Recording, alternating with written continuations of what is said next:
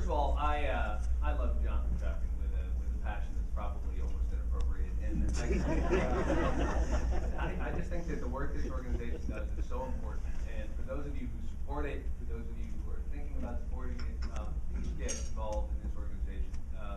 What this man does, what March does, what the staff does, is so important for people like me to be able to have a resource that thinks regionally, that thinks about long-term investments. And I just don't know anybody who does it better. So I really always enjoy appearing before pattern events. And for those of you who may be new to this organization, it's just one of the best friends. So thank you, Jonathan. And let me tell you, there's a lot of people here who have been great partners to me. See Mayor Stefan over here. I know there's other members of Alan Simon is here. I know there's other members of government. I know Mayor Kennedy is here. And I'm going to leave out about half these. If you're going to go home mad, raise your hand right now, because there's a lot of partners of mine in government in the room, and all of you are on the front lines of so many of these issues. Let me just focus on some of the stuff that's going on at the federal level and give you a little update, a little report from the front, since right now we have some very important issues that we're dealing with. In fact, later today when I go back to Washington and over the next week. First, we can't begin any conversation about infrastructure, it seems to me, without referencing the horrible events of last week. I was on a train that went through that corner 2 hours before, 3 hours before that derailment last week. But of course, all of us have ridden Amtrak in the Northeast Corridor, and we ride Metro North all the time. And all of us can identify with the extraordinary tragedy that we saw take place. What is extraordinary about that tragedy is that it is no longer extraordinary. It's the second time it happened in the last couple of years. It is the identical fact pattern, from everything we can tell, to the train crash that we saw at Spike Dial on December 1st, 2013. You'll recall, there we had a Metro North train going 80 miles an hour through a 35 mile an hour turn, just physics. On Tuesday, we had the Amtrak regional train going 106 miles an hour into a 50 mile an hour turn. You're not going to keep that much weight in a corner like that on the tracks. And so within 24 hours, the NTSB investigator said something they never said, which is, we know what caused this. And we know what would have prevented it. And so what is so frustrating about some of these tragedies is that it used to be in America that we would routinely do the right thing after exhausting all other possibilities. But we would do something. And we would often wait until there was a tragedy, until we acted. Today, we can absorb tragedies and still fail to act. And that's really the sign of a problem. After a terrible Amtrak crash in, when was it? I think it was I don't recall the year. It was about 15 years ago in California. About 25 people lost their lives. Maybe somebody knows. I don't want to get the year wrong.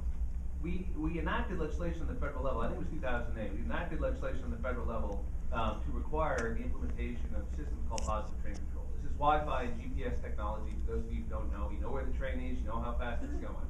And if it's going too fast, you can stop it remotely. Would have prevented the accident, Spike Dial. Four people from my communities who were lost in that train would be home with their families.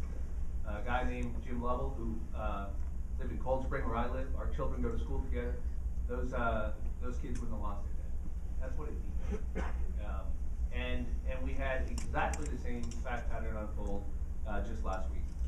So what am I doing about it? So after the Spike Dial crash, we went right to work. We wrote legislation that would make explicitly clear that a $35 billion source of federal financing called the Railroad Rehabilitation Improvement Fund would be available for systems like Metro North to finance the implementation of positive train control systems. We would have some hope of meeting the deadlines that were put in the 2008 legislation following the first Amtrak crash, where people started to focus on this. That legislation passed the House twice now. It actually is part of the passenger rail bill we passed just about a month ago.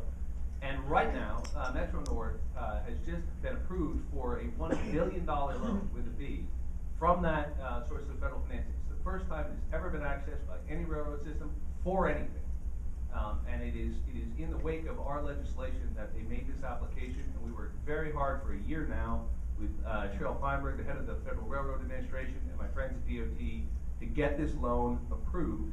And the money has been approved, it's been transferred, and so all of you who ride Metro North or LIRR should know that help is on the way. If that funding is in place, and there should be no excuses to getting it. So we're very proud of our work on that. But there's more, right? Because of course we saw the accident, the horrible accident at Valhalla. And in Valhalla, what we had was we had a vehicle in the crossing. People say, well, what are you going to do? You got a vehicle in the crossing gate. But of course, there's lots of things we can do about grade crossing safety. The fact of the matter is that we shouldn't have as many grade crossings like that. And local communities like Newcastle, like Chappaqua, are trying to replace them with an overpass or an underpass, which is very important, by the way, for all future investments in the rail system and for speeding up trains, which we ultimately want to do as well, right? But you've got to get rid of these dangerous grade crossings. And anybody who's been down to the old Reader Digest facility knows that after school, the cars back up trying to get on the sawmill. And if you're not paying attention, it's very easy to just inch forward with the car in front of you and you're in the rail crossing. And then the gates come down. And that's what happened. That's what happened to this, not at that location, but at the one in Valhalla, where a woman was in her SUV caught in the tracks. But there again, we're relying on a single human being as a single point of failure to see a black SUV at night when the train is going the proper speed limit in the proper place. By all accounts, that engineer was a hero. That guy rode out the collision for 1,000 feet in a fireball. He went back into the cars to try to rescue the people. He did everything right. But if he had had a weight sensor or a motion detector in that grade crossing, and he had an IT backbone on that system called positive train control that fired an alarm and slowed that train even before his human instincts could do so, we may have avoided that accident as well. But more importantly, we should provide resources to communities like Newcastle that right now have been for years trying to replace that grade crossing. And so what we did the morning after the Valhalla crash, literally within 24 hours, I went to the chairman of the Transportation Committee, Bill Schuster, who's a terrific guy, a Republican, and a very, very decent and productive chairman of the committee. And I said to him, we gotta do something about this. There's a federal grant program that has been let drop for several years now, and it's $300 million a year for grade crossing safety and for something else. He agreed. We got it in the bill, in the base bill, literally within. I'm sounding like a Washington politician now, but the point is, we got it in the bill that morning, and it is also part of the passenger rail bill that's being passed. That is a 90% federal match to a community that wants to improve a grade crossing, like Newcastle, which means they can do it, and we don't have to have another crash like that again. But so why is this important? It's important because all of us, we have such dependence on our rail systems here in the Northeast. But you may have also noticed that we have created an oil pipeline going down the Hudson River while nobody was really paying attention. We have more than 1 billion gallons of crude coming down the Hudson River now every year. It's going to like 3 billion gallons a year. It's a massive amount of crude. It's very volatile. It's very dangerous. And we've seen horrific accidents in places like Lac-Mégantic, Quebec, where 47 people lost their lives, and the town was literally vaporized by an oil train explosion. We went to work with DOT to get the regs changed, which have finally been changed, to get all of what they call DOT 111 cars, which are those black cylindrical cars you see anytime you look out your window in the Hudson River going up and down the west side of the Hudson.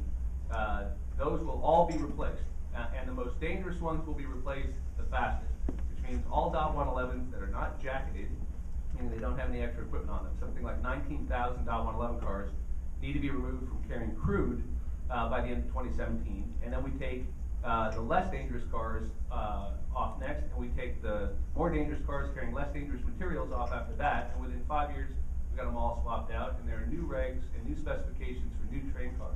Now, I know this is in the weeds, but I'll tell you what, if these actions prevent an explosion of one oil train, it will be worth my entire time in Congress.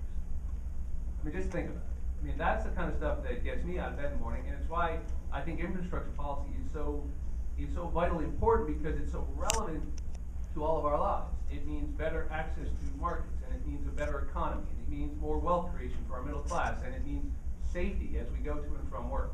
So a guy like Jim Lovell doesn't leave on a Sunday morning, go help set up the tree at Rockefeller Center, and not come home to be with his family. And we can do these things. The biggest failure in Washington today. I want to talk about funding, but the biggest failure in Washington today is not a lack of funding, it is a lack of imagination. It is a lack of leadership. Amen. That's the biggest problem in Washington.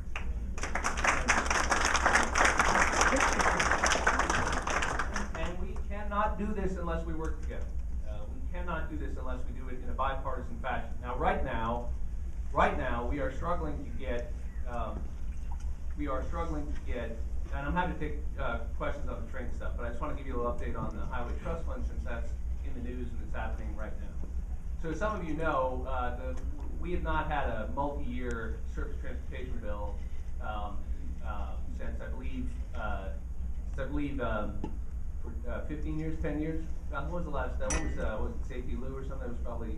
It's been at least 10 years, right?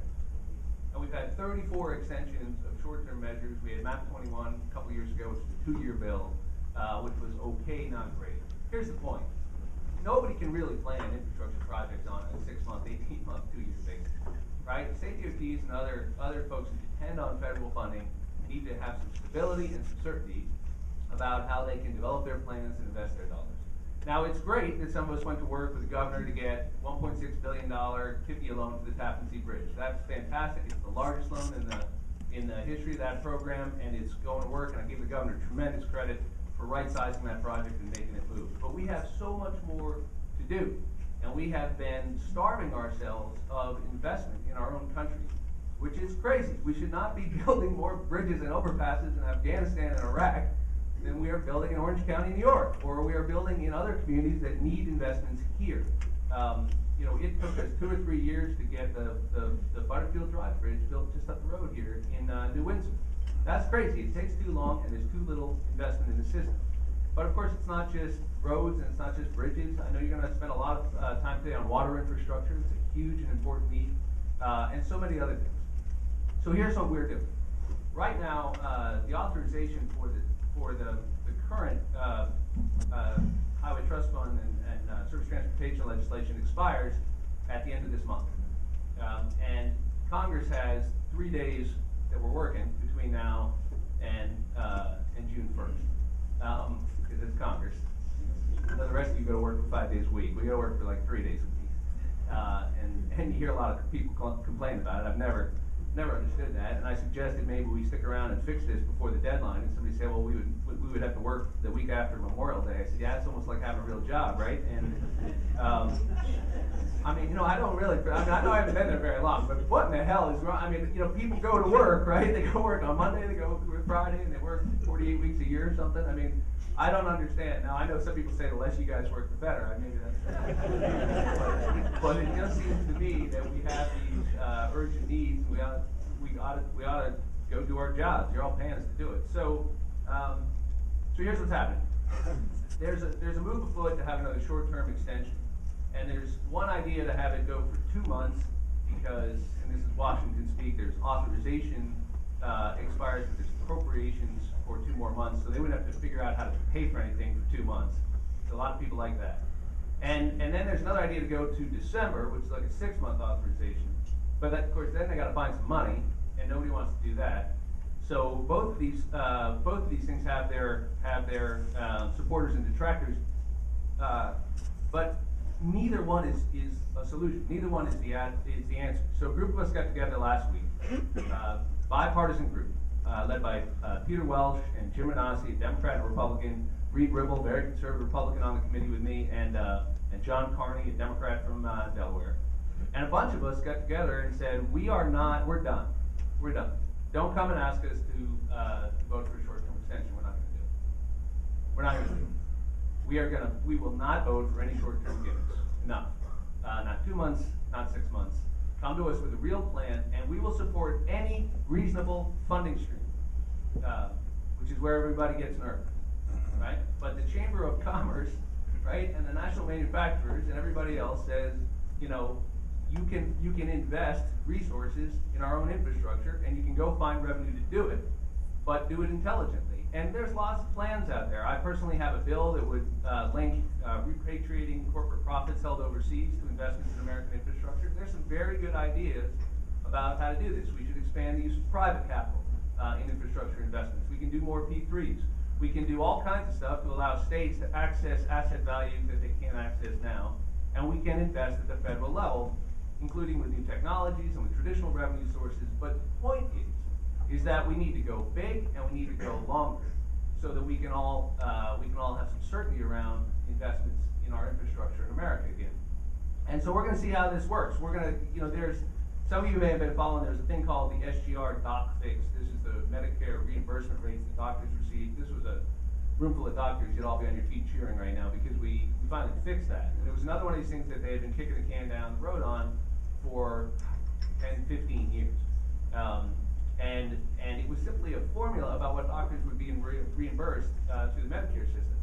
And unless you kept fixing it, they would have unrealistic cuts, and it was never going to happen. But it was disguising the size of the problem because the Congressional Budget Office would assume that the money would be saved, and it was this whole charade. The point is that it finally got fixed when a bunch of us said we're not voting for a short-term fix. And it was a very parallel situation just a couple of months ago. And when it failed on the House floor, House leadership had to drop back. They had to get together with Democratic leadership, and they came up with a solution. And that was a pretty good fix. And the point is we need to do the same thing in infrastructure. We need a 5-year or longer bill. We ought to be north of $500 billion to $600 billion. And I personally would like to see us develop a capital budget for the United States. I'd like to see us develop a goal of spending 3 or 4% of our GDP on infrastructure for a 10-year period, so that we can do the things that we know will create a new generation of wealth for the American people, and wealth that is broadly shared, where middle-class families can feel like they're doing well again. And I'm delighted to have the short-term job creation, but that isn't why I would do it. This isn't some pork barrel short-term jobs project. The point is to invest in the United States of America at a healthy clip for a decade. And that is why the biggest problem is the failure of imagination, because that conversation needs to be led by the next candidate for president, agreeing on a framework, or at least on a national goal of making these kinds of investments. And what I'm always fascinated by is that we have become accustomed to thinking that we are a impoverished country, that we are a poor country. This is because we have lacked fiscal discipline, and Lord knows my party has a lot to answer for on that. But in the presence of fiscal discipline, no smart business owner, no matter how conservative you are, no one intelligently would stop investing in your fundamental infrastructure, because we know that the return on that investment is far greater than the amount invested. It's just basic economics. And if you look at the history of most major infrastructure projects in American history, they have been a tremendous value. I mean, look at the interstate highway system. Look at our rail system. I mean, look at in New York. Look at the Erie Canal. What's fascinating about the Erie Canal in 1823 is that represented 1% of American GDP. That project, the cost of that project, that would be $170 billion today. 1% of GDP. Guess who paid for it? The state of New York. The state paid for it. 1% of American GDP. The point is that we are making choices in this country, and we should make the choice to invest in our own people and in our own infrastructure. And we can do it. Sign me up for a plan to balance the budget. Sign me up for a plan to keep operating expenses in balance. But we should invest in a capital budget for the United States the way our parents and our grandparents did to all of our benefit. So we will see what happens with the surface transportation bill, but I am absolutely committed to the goals that I've just enunciated and the tactics of being a little obstinate in the short term to get people focused so that we can get a long-term solution. I think it's probably a good place to stop. I'd be happy to take your questions, but I'm delighted to see the panel lineups you have. I know you have Joan McDonald coming. Feel free to ask her here this morning. Feel free to ask her about the exit 131 interchange in Orange County. I've been banging on them for that for 2 years. We need that Woodbury exchange cleaned up. I raised this with the governor's senior staff last week. So I would love to know the plan to get that done, because we need that done. And I know Tom Napoli is here, who's a great friend, and I know you'll enjoy his remarks as well. So listen, thank you all so much, and I'll be happy to take some questions.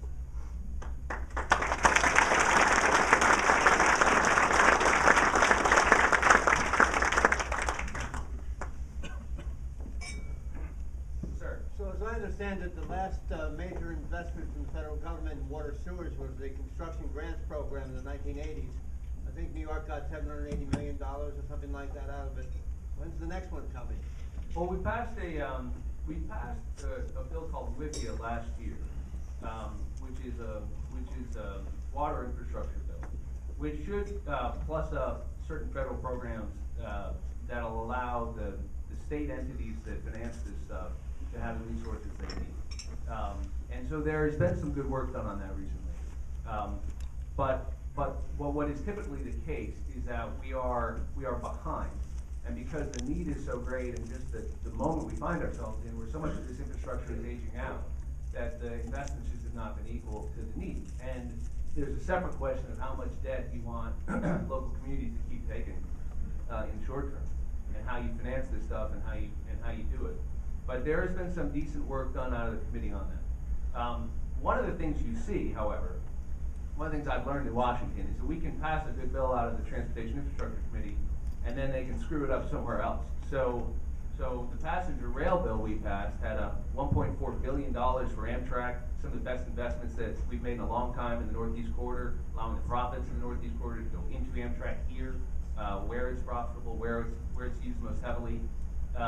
And then the morning after that crash last week, on the Appropriations Committee, the Republicans tried to take $300 million out of it, almost a 20% cut. Now, just think about doing that the morning after that crash, taking 20% out of Amtrak's budget. I mean, this isn't a partisan comment, but it's a level of insensitivity and a lack of seriousness around investing in infrastructure that I just think is reckless. I think it's cavalier. So we don't just have to pass good legislation out of my committee where you got a lot of people interested in transportation infrastructure. You got to get it paid for through the appropriations process as well. So it's one of the reasons why this discussion around sequester and the rest is important, because really what they're doing, by the way, with that cut is they're playing a game where they're trying to stuff their appropriation bills into their overall budget number, which is itself unrealistic.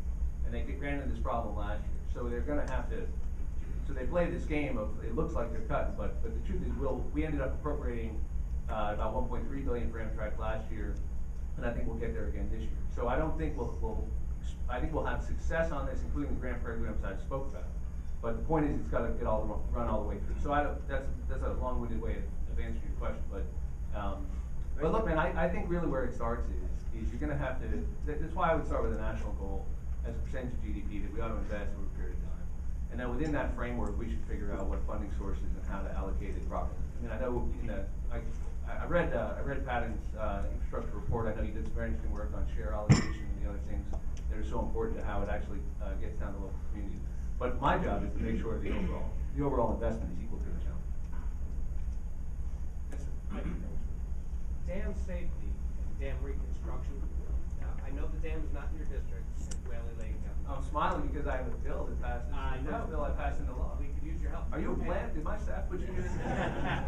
That's how the Chinese premier takes questions. Thank you for your bold leadership.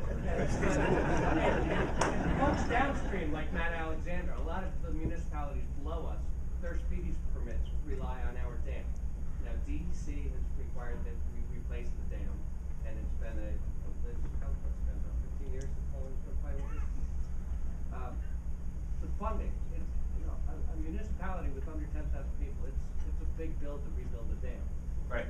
What help is available for it? Well, I'm going to sound like I have a piece of legislation, and so what we did first is we passed a bill called the Dam Safety Act. For those of you who don't know, we've got 100 high hazard dams in the Hudson Valley. That means somebody's going to lose their life or going to have significant property damage if they fail. We've got 800 dams overall. I think we have more high hazard dams than just about any region of the country. We've got a lot of water, and you have a lot of infrastructure that's about the age that it needs significant repair.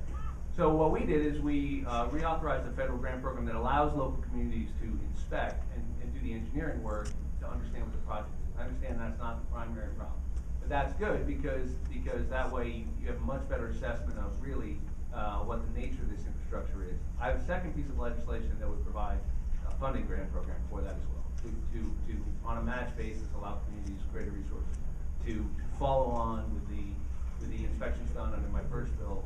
And actually have some help hands. But so guys like Matt Alexander can make the kind of investments in Wappinger Falls that he's dying to make. And a lot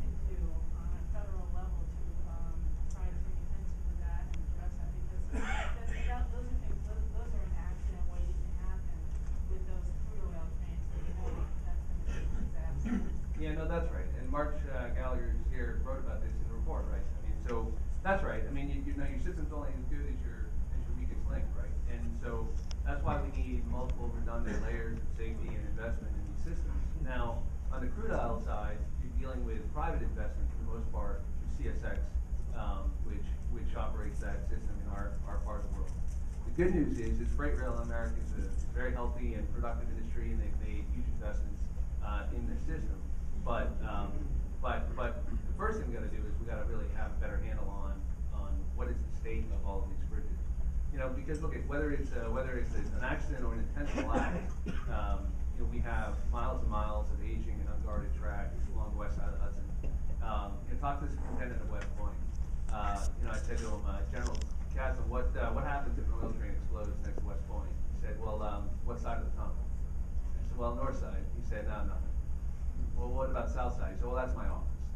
Right? So the point is we got to get this right, and we've got to get it right in time to do some good. So I'll take a look at. I'm not familiar specifically whether there are. Jonathan may know. Whether there's probably a federal grant program for everything, but a lot of the time it's not being properly deployed or accessed or put to work. So I'd have to look at the bridges, the railroad bridges themselves. I'm not sure. These were privately owned bridges. Yeah, that's my thinking, and so it's really more on CSX. And he had pictures of the bridges that they actually took that you could see they were really in this kind of bad state. I've heard that before, and I've had the CEO of CSX in my office, and we've been in very active conversations with them about my concern about this issue, about their implementation of PTC, about grade crossing safeties on the freight side. We had a train hit a car, not far from my house not long ago.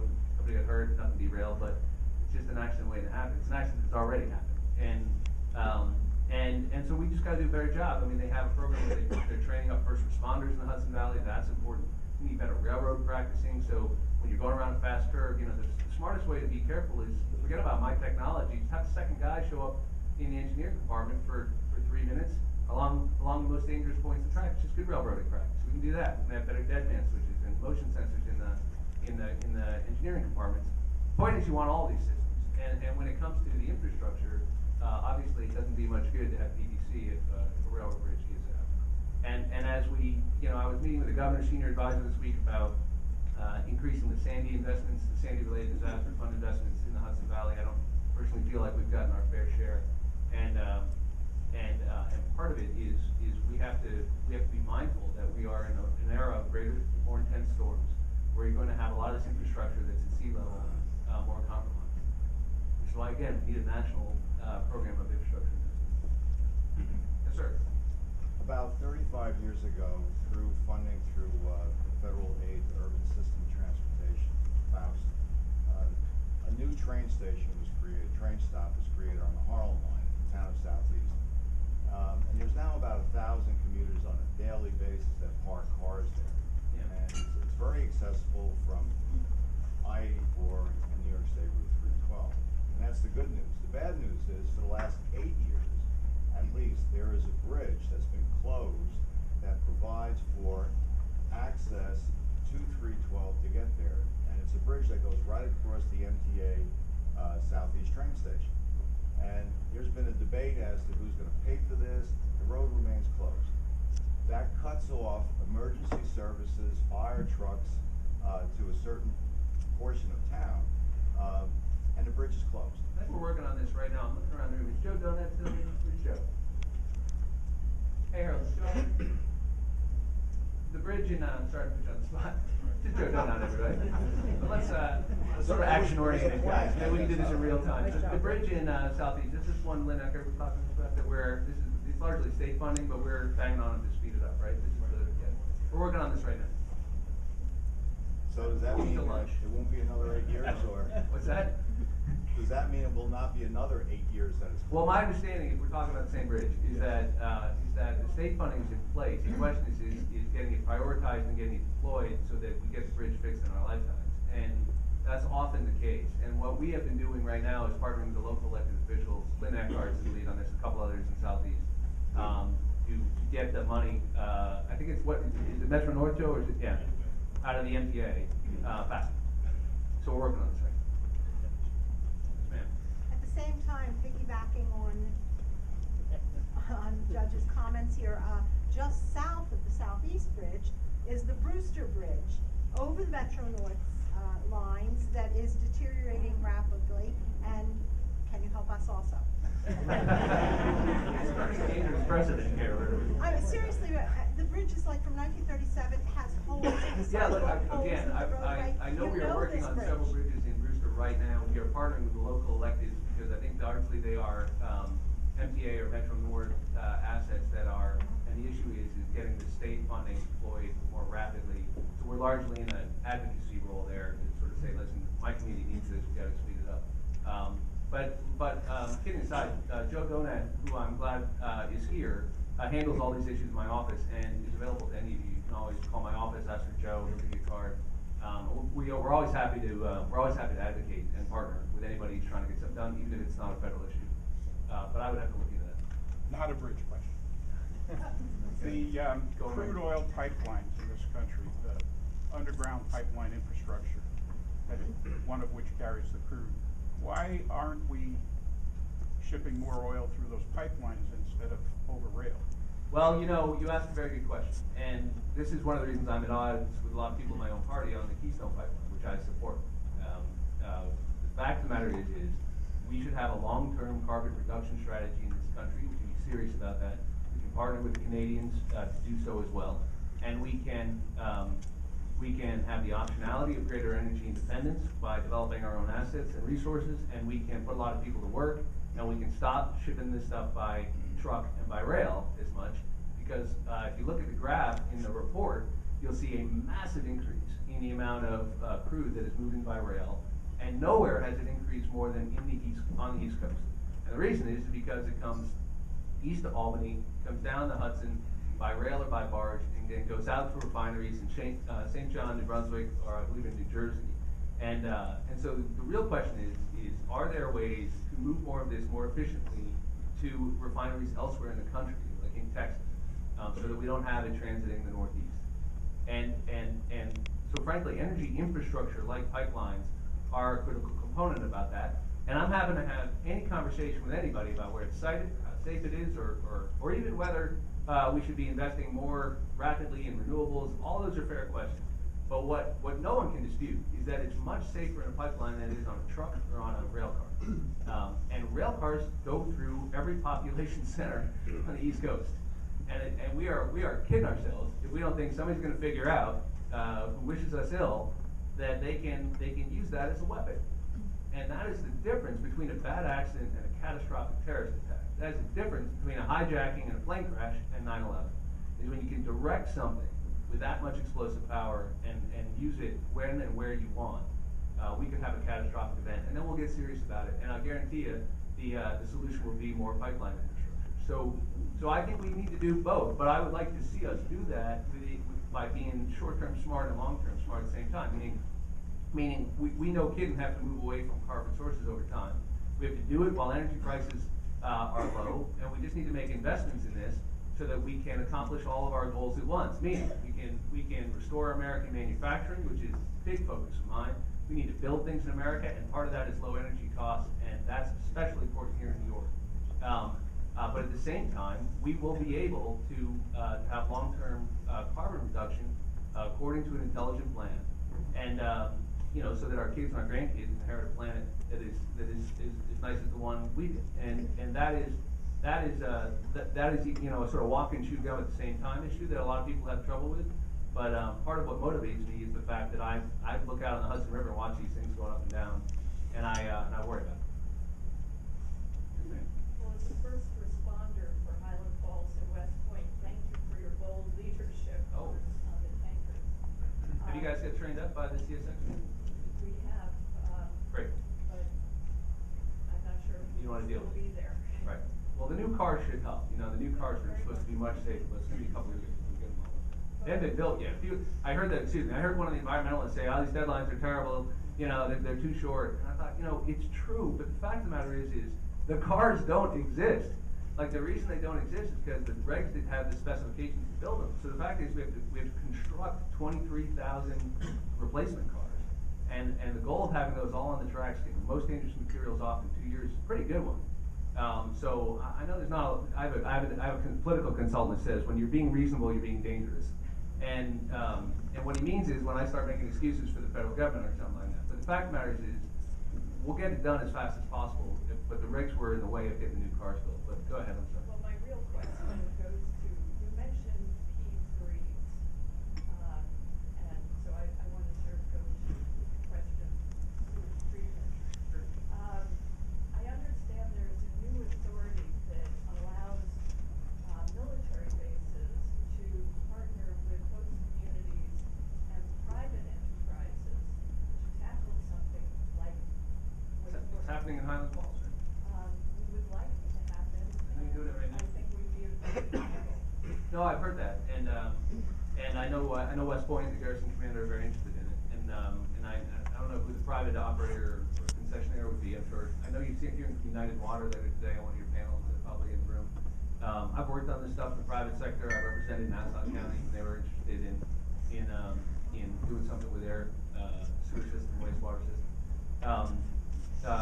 Listen, I think there are good models out there that we can deploy where they make sense.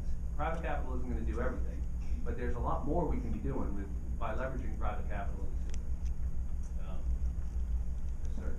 Just want to tell you, tonight in the town of Monroe, we're going to sign a contract for a solar array on a capped landfill. And it'll supply all the power that the town needs in the nearby village. So there's a few barrels of oil we don't have to worry about. That's cool, and Matt Alexander's done clap for that. Go ahead.